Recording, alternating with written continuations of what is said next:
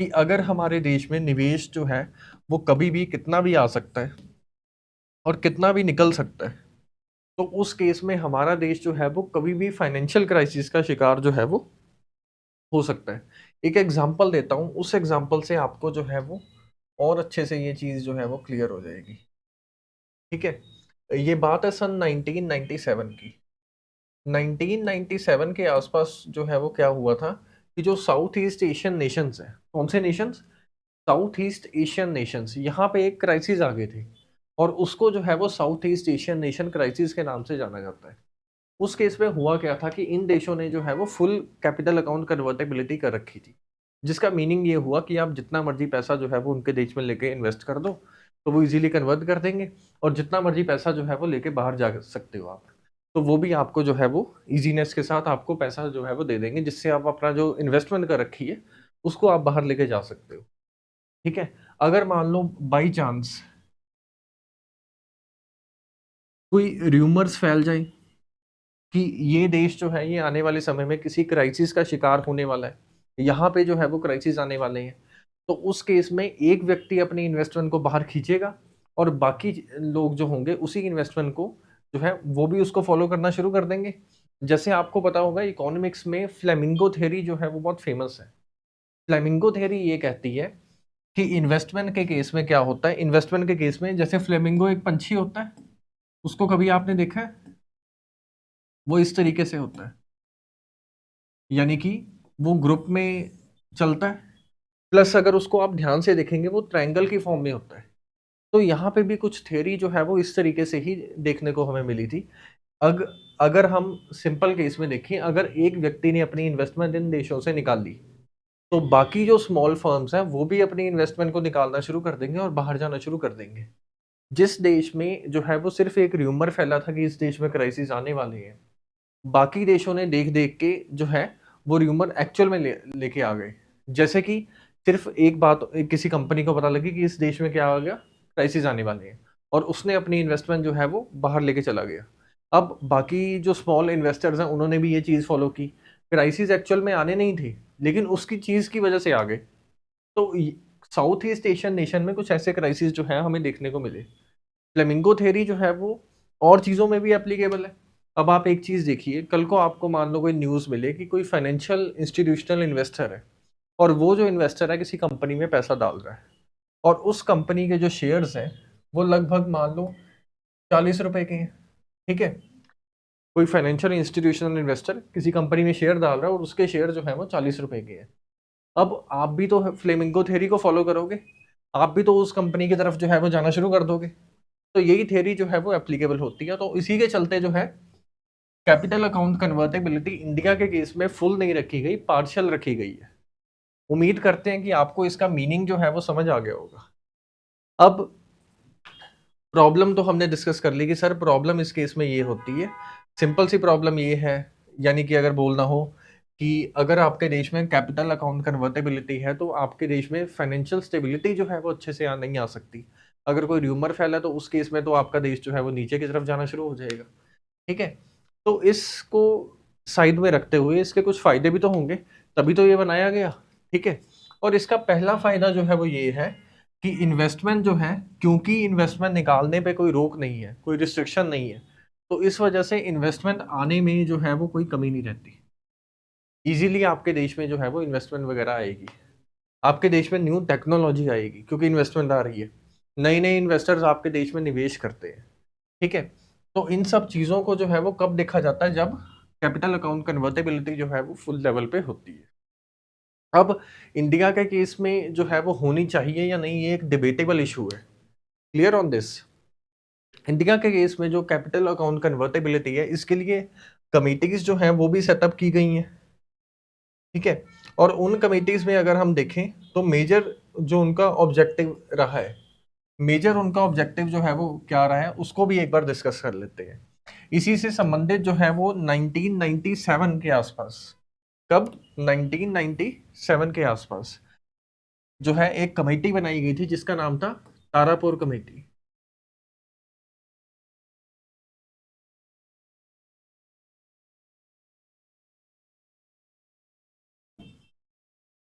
Clear on this? कब बनाई गई? 1997 को।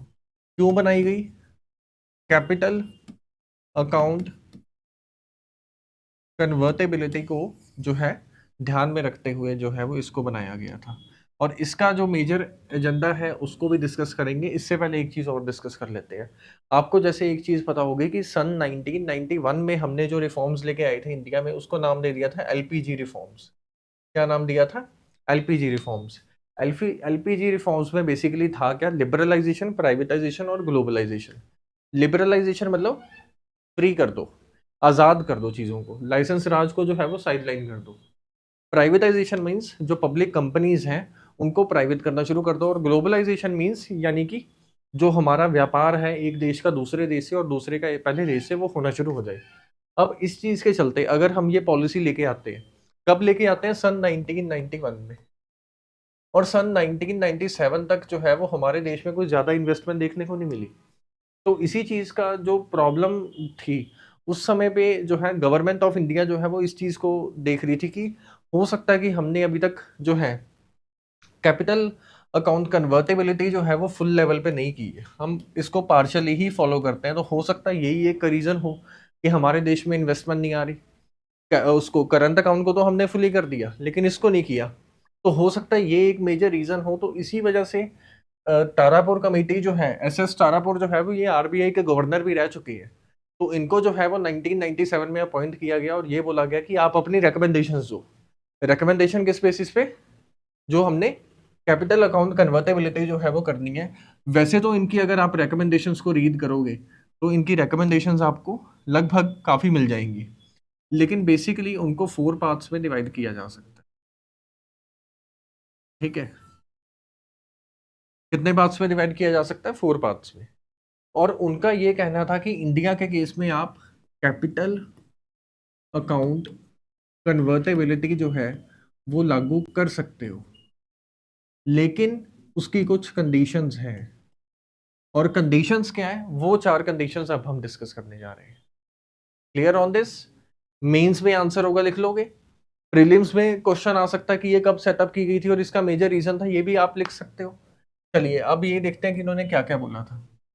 पहली चीज इन्होंने इन्फ्लेशन के ऊपर बोली थी। ठीक है। दूसरी चीज इन्होंने फिस्कल डेफिसिट के ऊपर बोला था। Inflation, fiscal deficit. तीसरी चीज इन्होंने क्या बोली थी? इन्होंने बोला था कि जो हमारे फॉरेक्स रिजर्व है उनके ऊपर इन्होंने बोला था फॉरेक्स रिजर्व जो है वो क्या होने चाहिए। प्लस इन्होंने एक चीज जो है वो और बोली थी, इन्होंने एनपीए के बारे में भी बात की थी, नॉन परफॉर्मिंग एसेट्स के बारे में भी बात जो है वो इन्होंने की थी। ठीक है। अब ये देखते हैं कि इन्होंने एक्चुअल में बोला क्या था। इन्होंने ये बोला था कि इन्फ्लेशन अगर आपके देश में इस रेट से लेके इस रेट तक है तो उस केस में आप जो है वो फुल कैपिटल अकाउंट कन्वर्टेबिलिटी को लागू कर सकते हो।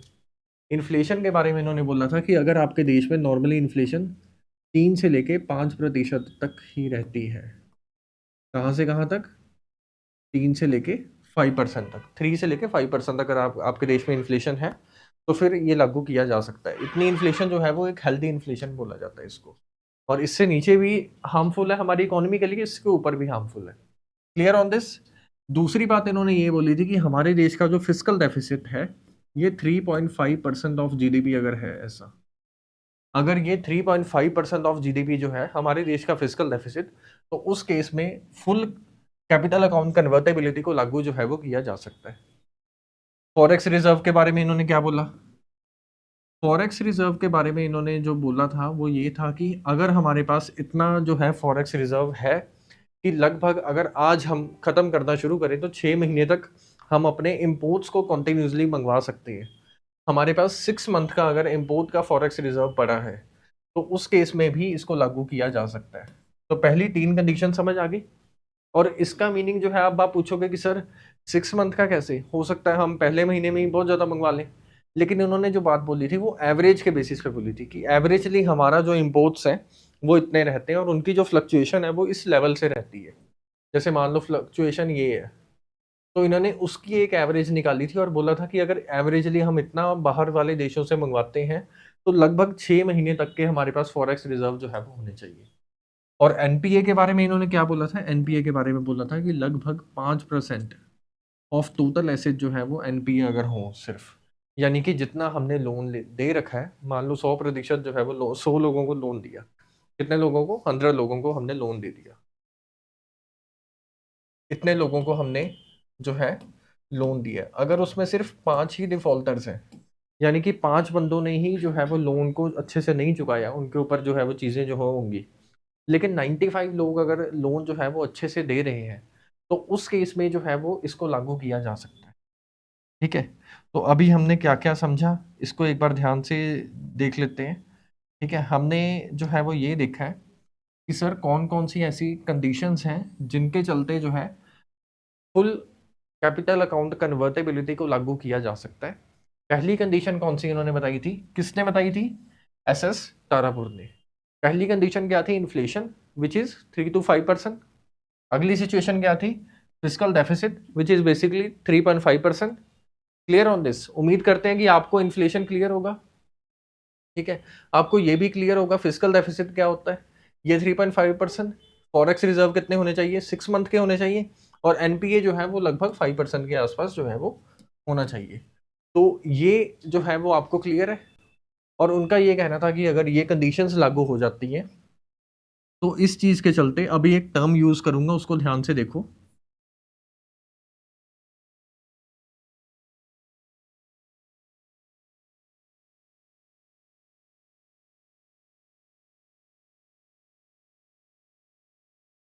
कि अगर ये चीजें जो है वो हो जाती हैं तो इसका मीनिंग ये है कि हमारे देश में मैक्रो इकोनॉमिक स्टेबिलिटी है। क्या है हमारे देश में, मैक्रो इकोनॉमिक स्टेबिलिटी। और ये मैक्रो इकोनॉमिक स्टेबिलिटी जो है वो हेल्प करेगी हमारे देश में ये लागू करने में।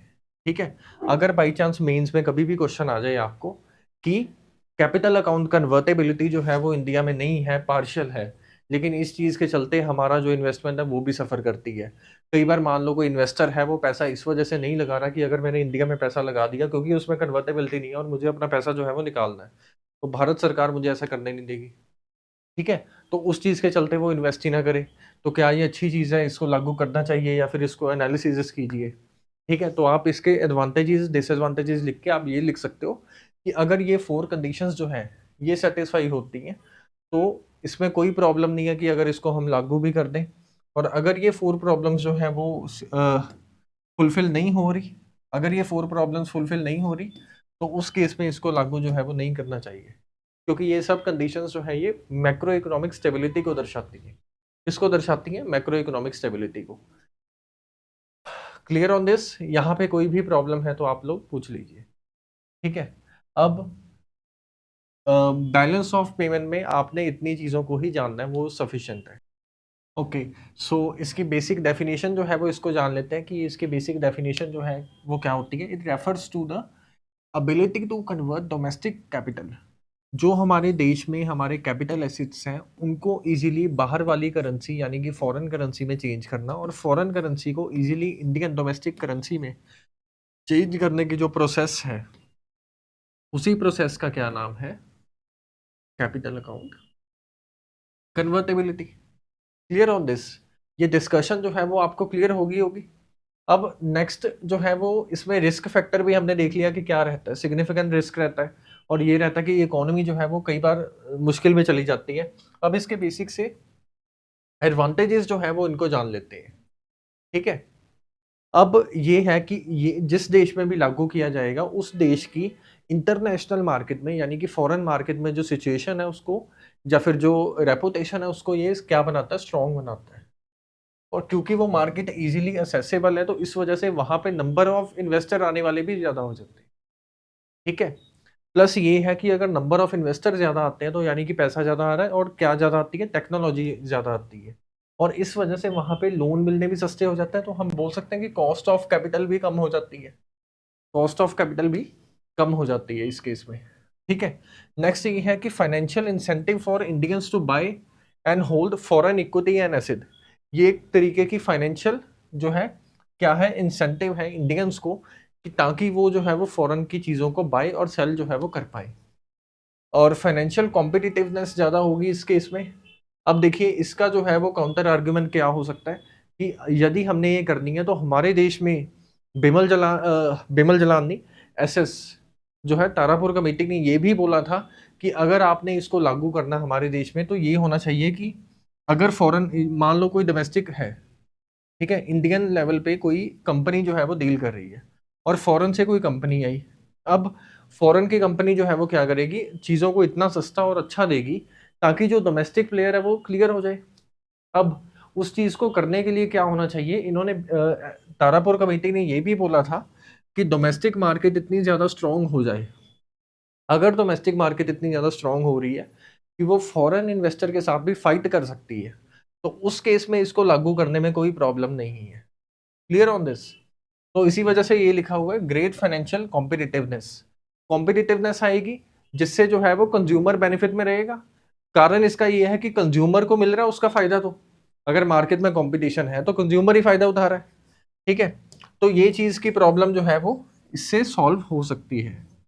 नेक्स्ट लास्ट पॉइंट जो है वो देख लेते हैं कि क्या है। Will assist Indian corporations in obtaining external commercial borings.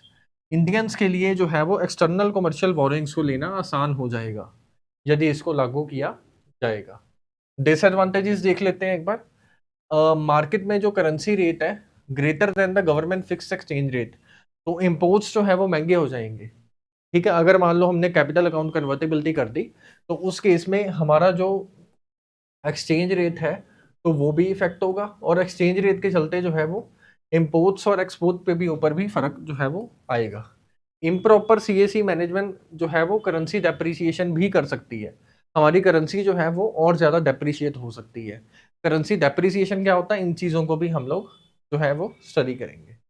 ठीक है, नेक्स्ट ये है कि प्री कंडीशंस क्या क्या होनी चाहिए, और ये कंडीशंस जो है ये उन्हीं कमेटी के द्वारा रेकमेंड की गई है। डोमेस्टिक मैक्रो इकोनॉमिक स्टेबिलिटी होनी चाहिए, जो मैंने वहां पे लिखा था आपको। Clear on this? Competitiveness of domestic sector, domestic sector इतना स्ट्रांग होना चाहिए कि वो फॉरेन की कंपनी से कंपीट जो है वो कर पाए। Next, trade oriented development strategy, government की जो स्ट्रेटजी है वो ट्रेड यानी कि व्यापार से संबंधित जो है वो होनी चाहिए। गवर्नमेंट जो है वो एक्सपोर्ट ग्रोथ के लिए इंसेंटिव देनी चाहिए। प्लस ये है कि इन्फ्लेशन कंट्रोल में रहनी चाहिए, जिसका 3 से 5% का हमने डिस्कस जो है वो किया था।